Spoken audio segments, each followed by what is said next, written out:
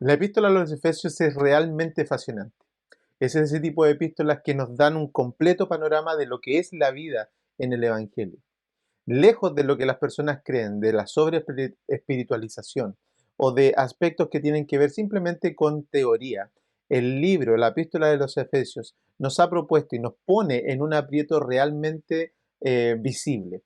¿Por qué? Porque primero nos ayuda a comprender todos los aspectos que tienen que ver con nuestra posición en Cristo y luego nos anima y nos empuja y nos obliga a vivir de acorde a esa manera o a esa posición que tenemos en Cristo.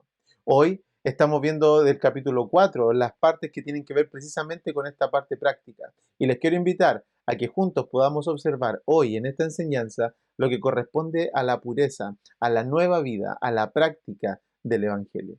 Queridos hermanos, sean bienvenidos una vez más a la Escuela Dominical en la Primera Iglesia de Concepción.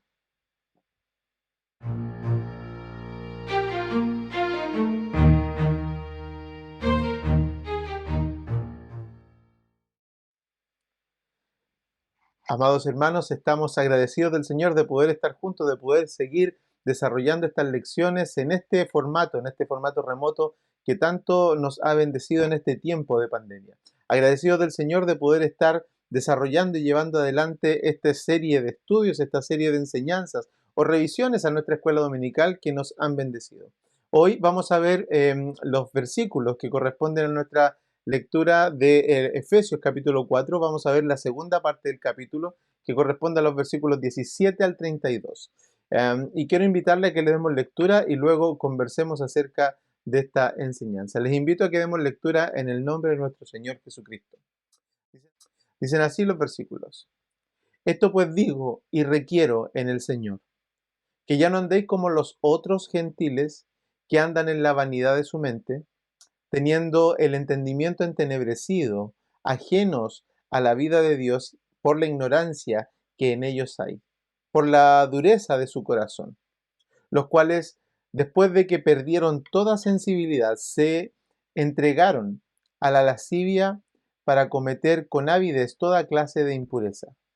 Mas vosotros, que habéis aprendido así a Cristo, si en verdad le habéis oído y habéis oído de él, y habéis sido por él enseñados conforme a la verdad que está en Jesús, en cuanto a la pasada manera de vivir, despojaos del viejo hombre que está viciado conforme a los deseos engañosos, y renovaos en el espíritu de vuestra mente, y vestíos del nuevo hombre creado según Dios, en la justicia y santidad de la verdad. Por lo cual, desechando la mentira, hablad verdad cada uno con su prójimo, porque somos miembros los unos de los otros. Airaos, pero no pequéis. No se ponga el sol sobre vuestro enojo, ni deis lugar al diablo. El que hurtaba, no hurte más, sino trabaje, haciendo con sus manos lo que es bueno, para que tenga cómo compartir con el que padece necesidad. Ninguna palabra corrompida salga de vuestra boca, sino la que sea buena para la necesaria edificación a fin de dar gracia a los oyentes. Y no contristéis al Espíritu Santo de Dios, con el cual fuisteis sellados para el día de la redención. Quítense de vosotros toda amargura, enojo, ira, gritería y maledicencia, y toda malicia. Antes, sed benignos unos con otros, misericordiosos, perdonándoos unos a otros, como Dios también os perdonó a vosotros en Cristo. Les invito a que oremos. Padre, Señor, te rogamos que este día nos ayudes, porque todo este texto, Señor, es una demanda altísima. Porque, Señor, nos acercamos a Él sabiendo que fracasamos, sabiendo, Señor, que esto es una meta que está fuera de nuestro alcance, es una meta, Señor, que está fuera de nuestras capacidades y nuestras habilidades. Señor, invocamos a su Espíritu Santo para que nos guíe, nos ayude y nos permita ser transformados por su palabra. Abra nuestros ojos y nuestros oídos, Señor, para escuchar y para ver aquellas cosas que usted quiere que nosotros podamos comprender. Ayude al predicador y ayude a todos mis hermanos que van a oír este mensaje. Se lo agradecemos por Cristo Jesús, nuestro Señor. Amén. Amén. Hermanos amados, este capítulo, esta parte del capítulo 4, ya de la parte que tiene que ver con la práctica, que tiene que ver con una sección que es netamente práctica, es el uso, la puesta en ejercicio del Evangelio. Creo que ha sido simplemente la lectura desafiante por todo lo que ella demanda de la vida del creyente, de la vida del que es nacido de nuevo. Y eso creo que es algo evidente en nosotros cuando vemos que precisamente la epístola a los Efesios está dividida de una manera tan precisa, tan armoniosa, que presenta precisamente los aspectos doctrinales que dan fuerza, que dan la vitalidad, que dan la posibilidad de que nosotros podamos precisamente realizar todos estos aspectos prácticos. Yo tengo la impresión, y es una opinión personal, de que ninguna persona que llega al Evangelio sabiendo o tratando de ejecutar probablemente la práctica del Evangelio, es decir, estos capítulos que tienen que ver con tratar de cambiar. Nadie que llega al Evangelio por los capítulos 4, 5 y 6 de Efesios se mantiene estable y es una persona que en verdad es victoriosa en el Evangelio. ¿Por qué? Porque necesita los aspectos doctrinales, necesita los aspectos que lo posicionan, necesita los aspectos que precisamente tienen que ver con la salvación. Alguien que no comprende que es salvado, alguien que no ha sido regenerado, alguien que no sabe la posición que tiene en Cristo, no tiene herramientas, no tiene fuerza, no tiene autoridad del cielo para poder apropiarse de aquella naturaleza espiritual que le permite llevar a cabo los aspectos que tienen que ver con esta vida piadosa, con esta vida pura. La epístola a los Efesios se divide básicamente en dos grandes secciones y eso lo hemos visto a lo largo de nuestros estudios, pero creo que en este punto es necesario recordarlo. Los capítulos 1, 2 y 3 son la sección doctrinal, son la sección que nos muestra en dónde estamos. Recuerden ustedes, el capítulo 1, capítulo 2 son los capítulos que nos hablan de que fuimos elegidos, fuimos sellados, fuimos comprados, fuimos hechos parte de la familia de Dios, fuimos adoptados, fuimos puestos en lugares celestiales. Son todas cuestiones doctrinales que nosotros no teníamos alcance y que cuando hablábamos de eso decíamos que ese evangelio está fuera del alcance del hombre. Y qué bueno que esté fuera del alcance del hombre porque se entiende entonces como un regalo, como gracia, como una cosa que es recibida y que es entonces abrazada por nosotros. Son la parte doctrinal. Pero el capítulo 4, 5 y 6 ya precisamente es la parte práctica, es la manera en cómo vive, es la figura, es el retrato, es la pintura, ¿no es cierto? Es esa imagen que nos permite ver entonces ahora a un creyente que comprende la posición que tiene y que vive de la manera en que esa posición demanda. Así que los capítulos 4 del versículo 1 al 16 nos muestran ese aspecto de la unidad. Recuerdan que somos uno como el Padre, somos uno en Cristo, somos una misma raza, no hay más dos pueblos, sino que estamos unidos, estamos afiliados a la familia de Dios, unos en Cristo. El capítulo 4 nos muestra este aspecto de la unidad, pero también nos muestra el aspecto de la pureza. Y luego los capítulos 4 y 5 nos muestran el aspecto de la armonía.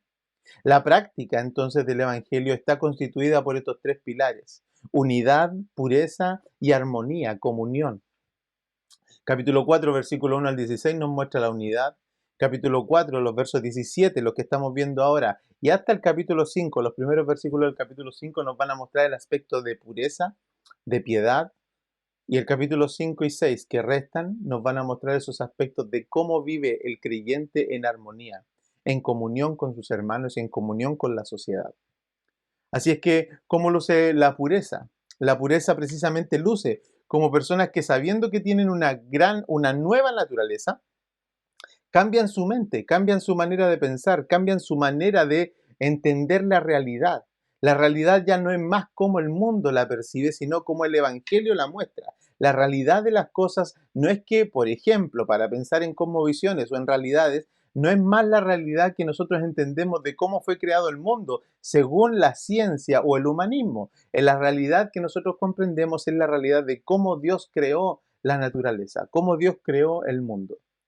La realidad es algo que debe cambiar con nuestra nueva naturaleza. Cambia nuestra mente, así como lo muestra Romanos, así como lo muestra otra serie de pasajes donde somos llamados, como por ejemplo Proverbios, a buscar sabiduría, a buscar entendimiento, a buscar que nuestra mente empiece a comprender y a proyectar, y no solo proyectar, sino que a percibir la realidad de la manera en que Dios la percibe y no de la manera en que nosotros los hombres la percibimos.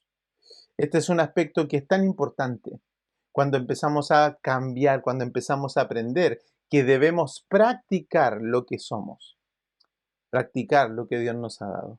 Así que quiero que veamos en esta primera sección, los primeros versículos 17 al 21, es que nos van a mostrar esta idea de que debemos pasar más bien de una vida que está endurecida, de una persona que sabe que está despreciando la vida de Dios, que ha despreciado la vida de Dios, a una vida de una persona que ahora está entendiendo, aprendiendo, conociendo. Porque finalmente los cambios en la vida cristiana no son todos de la noche a la mañana.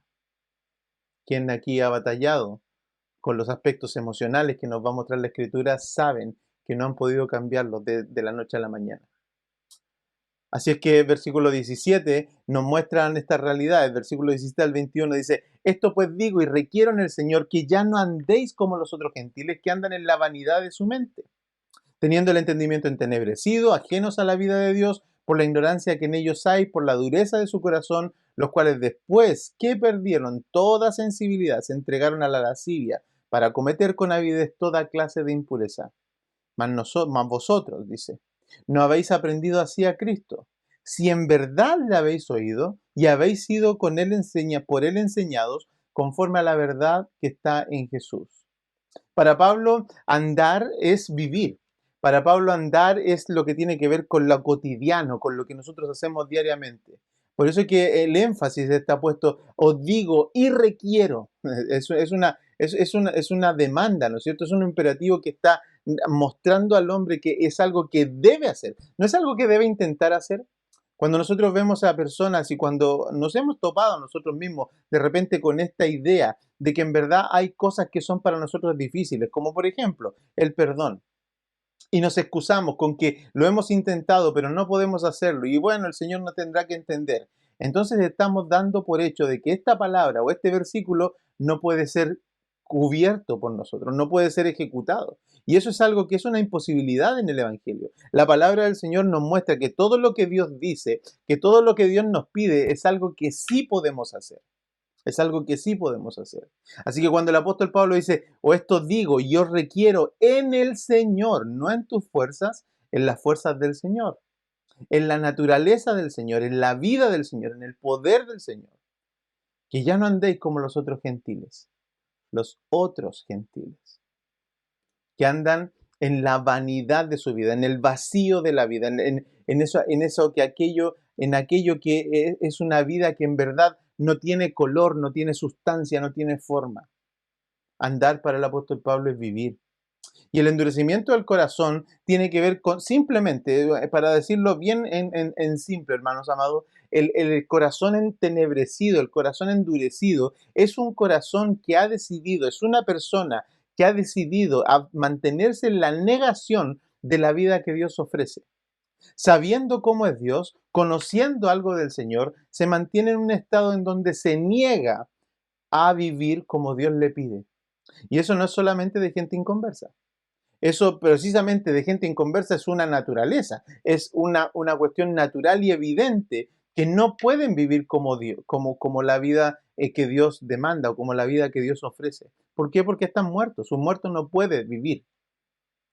Pero un vivo que se niega a vivir es alguien que está precisamente entenebreciendo su corazón, digamos, de manera progresiva. Personas que dicen que no pueden cambiar en el Evangelio sabiendo que son hijos de Dios, están negando la verdad de la palabra del Señor. Esto nos muestra a personas del versículo 19, nos muestra a personas que han perdido precisamente el sentido de lo que es el bien y viven según sus pasiones. El contraste con este tipo de personas precisamente son los creyentes, pues hermano. El contraste con las personas que se han perdido, que se han viciado, que se han entregado a su vida, así para decir, ya no puedo ni quiero perdonar, no quiero aprender a hacer esto, no me interesa ponerme en la buena con nadie, no me interesa arreglar mi vida, no me interesa ser más prolijo, no me interesa dejar de decir garabatos, no me interesa vivir una vida ordenada, no me interesa dejar los vicios. Son el contraste de estas personas, precisamente son los creyentes. Son personas que han aprendido a Cristo. Pero Pablo hace el énfasis y le pregunta, ¿no es cierto? A través de esta carta pregunta, y se hace una afirmación, una reafirmación de que lo que viene, lo que va a demandar ahora, los cambios que va a pedir el Evangelio, solamente los pueden hacer si en verdad han oído y si en verdad han sido enseñados por la sana doctrina, por la doctrina del Evangelio.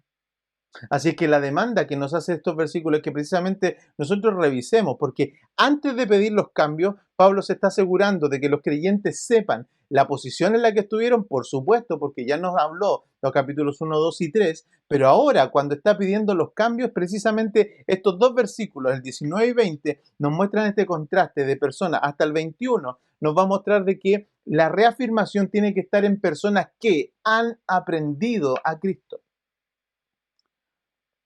¿Cuánto tiempo llevamos en el Evangelio? ¿Cuánto tiempo llevamos conociendo la palabra? ¿Cuánto tiempo llevamos batallando con algunos aspectos de cambio? A todos nosotros que estamos batallando, a todos nosotros que estamos inmersos en la vida cristiana y que tenemos que luchar con aspectos de cambio, debemos hacernos esta pregunta. Si en verdad hemos oído y hemos sido enseñados con la auténtica doctrina de Cristo, entonces podemos cambiar. Jay Adams, que es un pastor, un hombre, un doctor que enseña acerca de la vida cristiana y que enseña acerca del cambio, él dice que en uno de sus libros dice que todo cambio en dirección a Dios es un cambio que bendice. Y todo cambio que es en contra de la dirección de Dios, en contra de acercarnos a Dios, es un cambio, por supuesto, malo. Pero lo que Jay Adams establece es que todas las personas cambiamos y que es imposible que una persona se mantenga en un mismo lugar. ¿Sabe lo que pasa cuando alguien decide no arreglar su vida? Está decidiendo seguir endureciendo su corazón. Y ese cambio es contrario a Dios.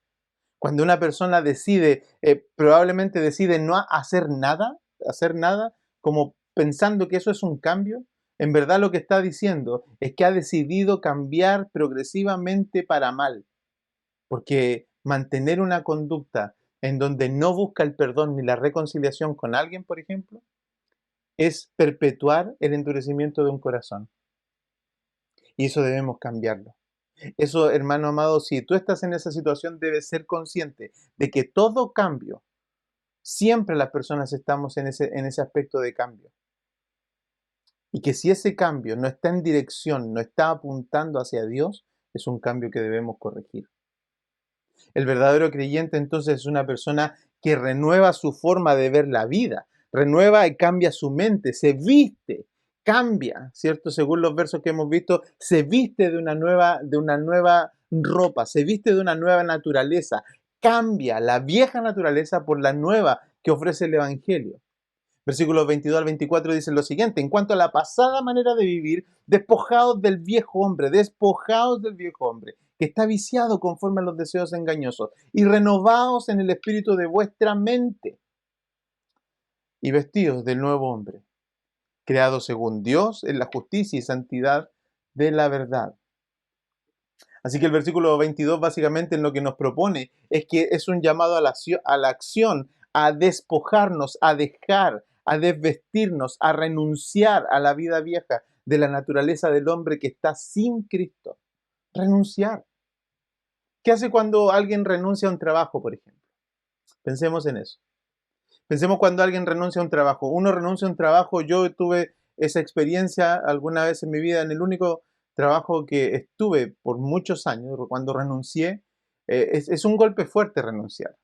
Es diferente a cuando lo despiden. Gracias a Dios nunca me han despedido de ninguna parte, pero es un golpe fuerte cuando alguien renuncia a un trabajo.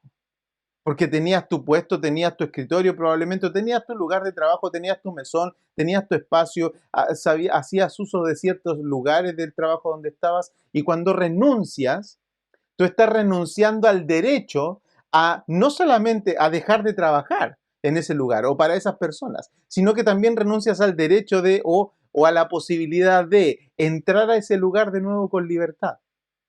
Cuando renuncié, después cuando quería entrar a ese edificio, ahora tenía que pedir permiso, aun cuando me habían conocido de 10 años que llevaba entrando a ese edificio. Pero cuando renuncié, dejé de ser una persona que entraba libremente. Ahora tenía que pedir permiso. Ahora tenía que pedir una cita. Renunciar significa precisamente dejar de usar, pero no con la intención de tomarlo de nuevo, que es la manera a veces en que nosotros hacemos las cosas, ¿no es cierto? Frecuentemente esto sucede con el aspecto del perdón. El perdón, cuando nosotros decimos ya te perdono, o sea, te perdono pero no olvido. Eso es como renunciar sin dejar el lugar de trabajo. Y lo que el Evangelio nos está pidiendo, nos está haciendo un llamado a la acción. Cuando renunciamos, dejamos.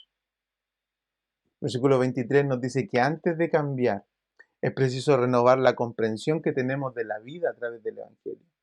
El versículo 23 lo dice de esa manera: renovados en el espíritu de tu mente. En concordancia con Romanos capítulo 12, ¿no es cierto? Que nos llama a nosotros a cambiar nuestro entendimiento, en concordancia con Eclesiastés, en concordancia con Proverbios, en concordancia con los libros que nos ayudan a nosotros a cambiar, los textos que nos ayudan a nosotros a comprender que la sabiduría está fuera de nosotros, que la comprensión de la realidad que nosotros tenemos es una comprensión pecaminosa, es una comprensión cegada, que la comprensión que nosotros tenemos del uso que hacemos incluso de nuestras emociones, de nuestros sentimientos, debe ser examinada por el Evangelio, porque la verdad no está en nosotros. Esa es una máxima, hermanos, que debemos comprender. La verdad no está en nosotros. Así que tenemos un llamado solemne, tenemos un llamado a la acción, un cambio que debemos ejecutar. Antes de cambiar es preciso entonces renovar nuestra comprensión. Debemos comprender cómo es que actúa Dios, cómo es que es Dios, cómo es su naturaleza, porque si no, no tendremos nunca un parámetro. Por eso es que el énfasis que hacemos en estudiar la palabra, por eso que el énfasis que hacemos en comprender el Evangelio, por eso el énfasis está en comprender a Dios, porque solamente entendiendo el nivel, el parámetro de Dios, podremos entender cuán lejos estamos de Él y cuánto necesitamos conocerle para acercarnos a esa naturaleza divina, a esa naturaleza de nuestro Padre. Versículo 24 nos dice que cambiar es un símil a vestirse de una nueva naturaleza. De una nueva naturaleza, el versículo 24 dice y muestra, y esto es una alusión a la forma en que Dios creó, al diseño original, hermano. Me dice, versículo 24 dice, vestidos del nuevo hombre, creado según Dios. ¿Cuál fue ese hombre creado según Dios? El Adán. Fue el hombre del principio, fue el hombre del Edén, fue el hombre que fue creado según Dios en la justicia y santidad de la verdad. Es decir, que el llamado no es menor, el llamado es a volver al origen. El llamado es a volver al punto de partida. El llamado es a volver a ese diseño original. El llamado no es a parchar el modelo que tenemos. El llamado no es a parchar la vida que tú tienes, hermano. El llamado es a deshacerla, desvestirse de eso, cambiar nuestra manera de pensar y volver a vestirnos ahora de una nueva ropa, una nueva naturaleza desde cero, desde cero. Los cambios que son desde cero, por supuesto, y que son con la comprensión de una nueva vida, y que son sabiendo la posición que tenemos en Cristo, y que por supuesto son cambios para gente que ya son regenerados, para gente que es salva. Un inconverso, hermano, ayer lo conversaba con un hermano, pero nunca le pida a un inconverso que cambie a la manera en que usted debiera cambiar como creyente. Nunca le pida eso a un inconverso, porque le está pidiendo un imposible. Le está pidiendo algo que en verdad no puede hacer. Lo primero que debe hacer alguien para cambiar aspectos de estos que son prácticos, por ejemplo, a un inconverso nunca le pida que deje de decir garabatos. ¿Lo puede hacer? Sí, lo puede hacer, pero no para glorificar a Dios. Un creyente, la diferencia entre un creyente y un mundano moral es que uno lo hace para gloria suya y el otro lo hace para gloria de Dios. Y no debemos confundirnos con eso. Porque sí, las personas sin Cristo pueden cambiar. Alguno va a argumentar, el pastor, pero en verdad alguien puede cambiar, puede ser una mejor persona sin venir a la iglesia. Y yo le digo, sí, el punto es para quién es ese cambio. Porque los creyentes cambiamos, pero cambiamos para la gloria de Dios. Cambiar y darle la gloria a Dios por ese cambio es muy distinto a cambiar y quedarse con la gloria a Él. Así que los cambios que estamos hablando son cambios que provienen de una naturaleza que desea amar y glorificar a su Dios.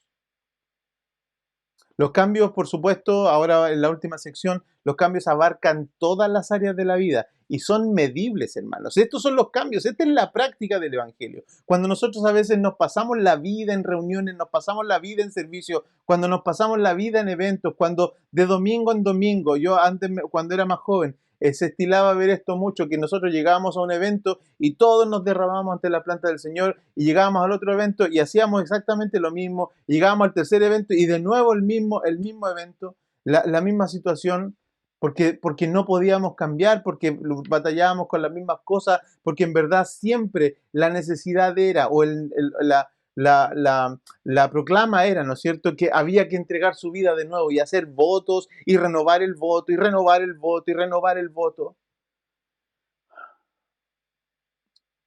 Y el Evangelio no nos ha llamado a renovar votos en cada servicio, nos ha llamado a cambiar para la gloria de Dios.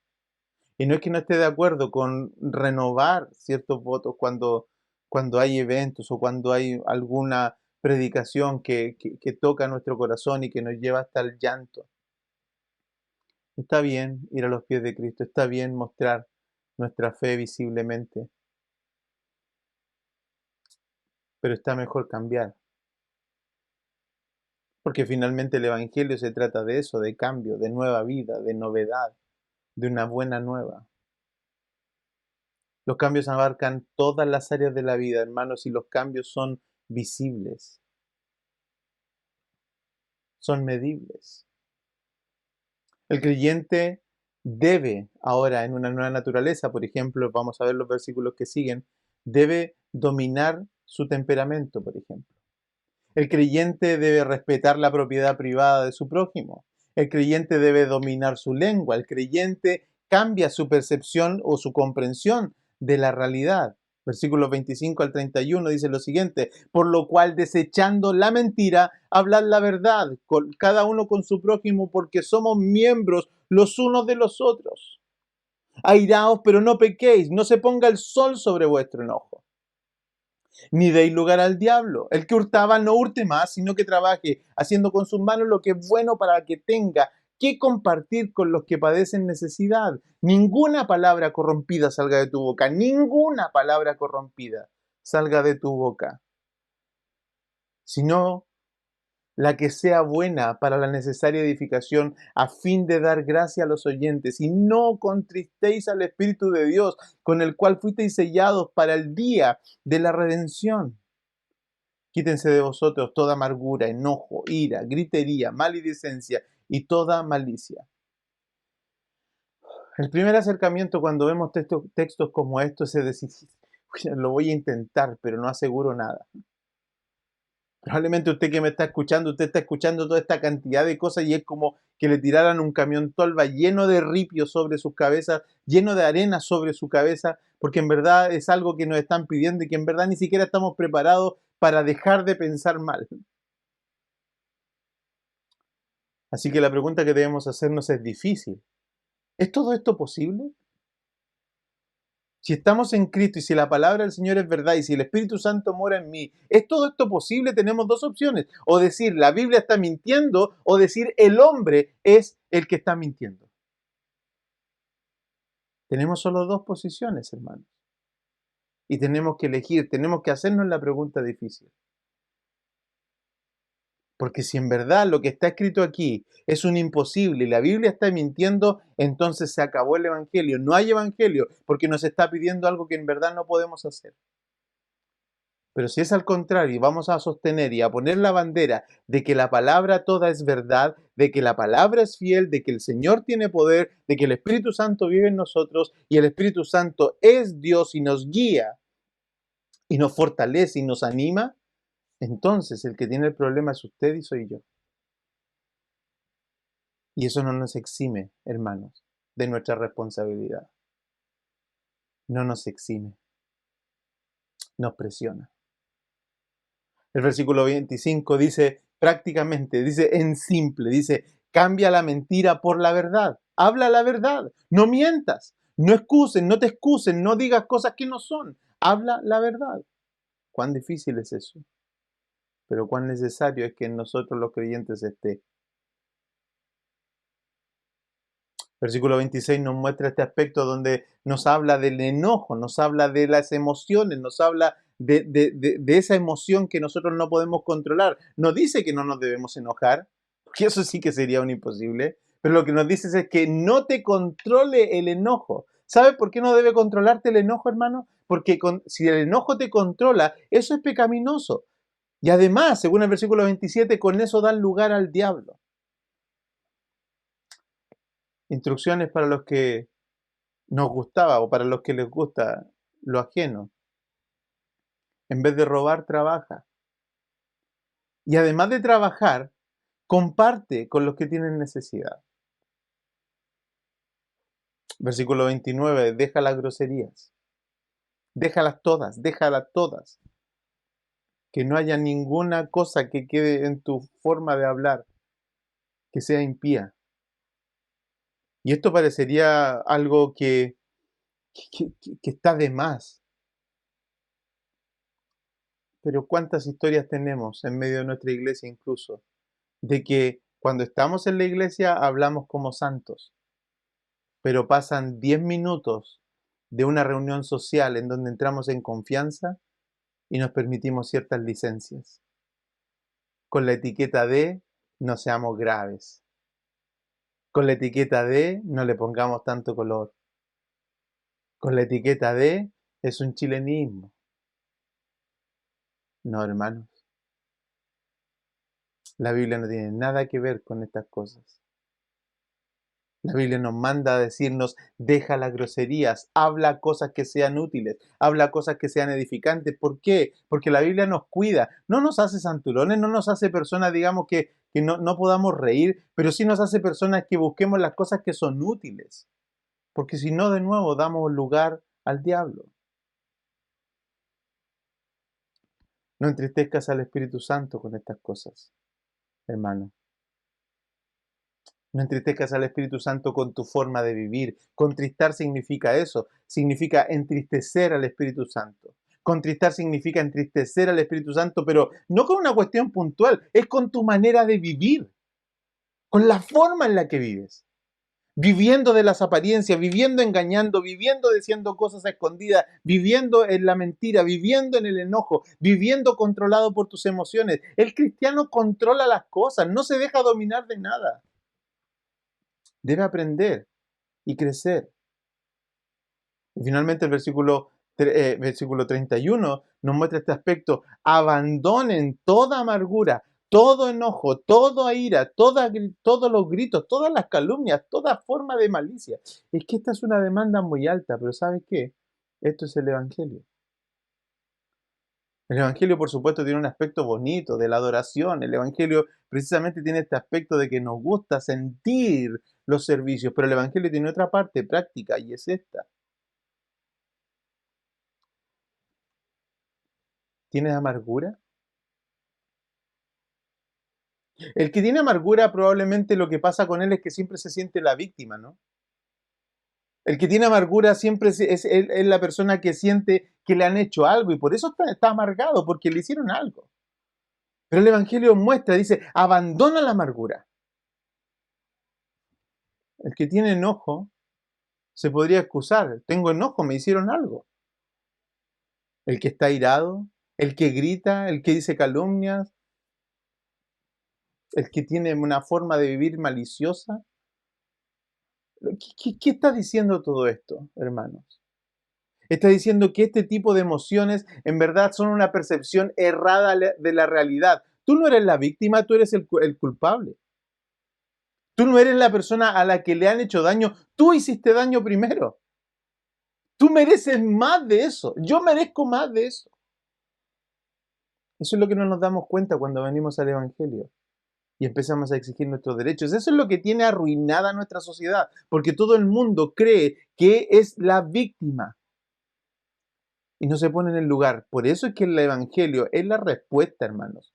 El Evangelio es la respuesta porque el creyente es un ser con una nueva naturaleza, es una persona amable, es una persona de buen corazón, es una persona perdonadora, es una persona que todo lo hace, no por obligación, sino porque él mismo se sabe receptor de esa bendición que ha sido a través del perdón de Cristo.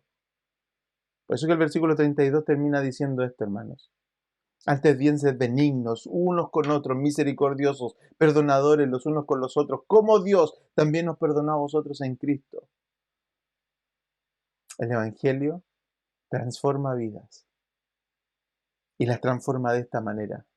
De una persona endurecida en su corazón a una persona que termina siendo amable con los demás. De una persona que es una persona que siente que la vida le debe algo a él, a una persona que ahora siente que él le debe algo a su sociedad, a sus familias, a sus personas que están cerca de él. Y empieza ahora a vivir no para él, empieza a vivir para otros. Empieza a dar, empieza a bendecir, empieza a ser honesto, empieza a ser honrado, empieza a ser una buena persona. El contrario de una persona que es entonces lejana al corazón de Dios, es una persona que se vuelve completamente sensible a las necesidades de otros. El Evangelio, hermanos, no debemos engañarnos. El Evangelio es un llamado a la práctica, es un llamado al origen, es un llamado, es una vuelta al origen del diseño con que Dios nos creó. Y debemos aferrarnos a ello.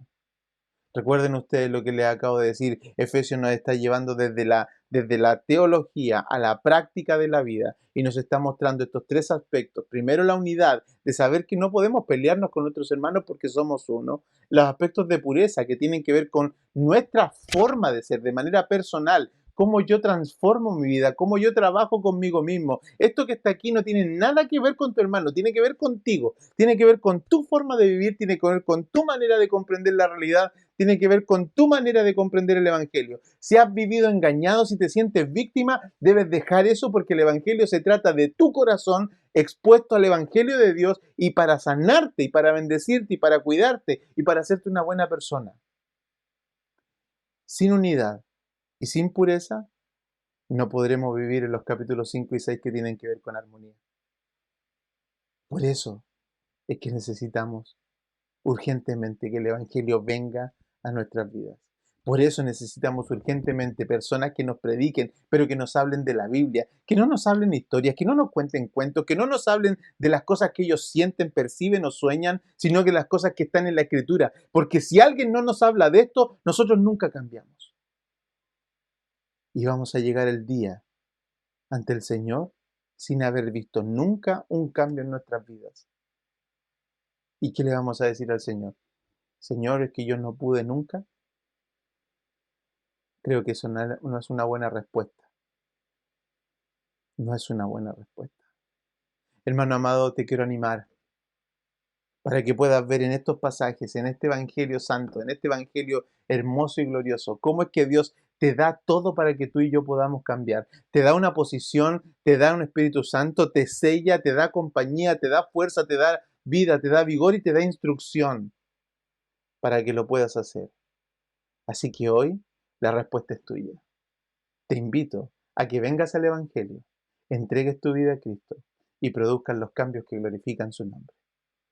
Que el Señor te bendiga y nos vemos en la próxima escuela dominical.